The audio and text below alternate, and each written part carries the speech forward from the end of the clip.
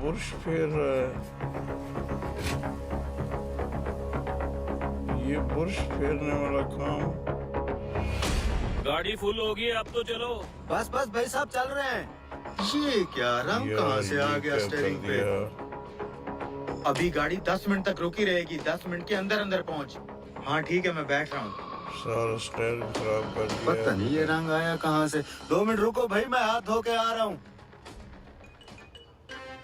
ये कोई कितनी अच्छी देर है भाई बात गाड़ी को चलने में? पता नहीं पुत्र, शराब ड्राइवर पीते के रहते नखरे हो। नहीं खत्म हो रहे। अब हाथ धोने गया तो 10 मिनट लग ही जाएंगे। अब बस भी कर दो उस्ताद। बस भाई बस हो गया, निकल रहे हैं। यार ये अभी तक नहीं पहुंचा। आ गया, मैं आ गया। अबे कितनी देर लगा दी तूने?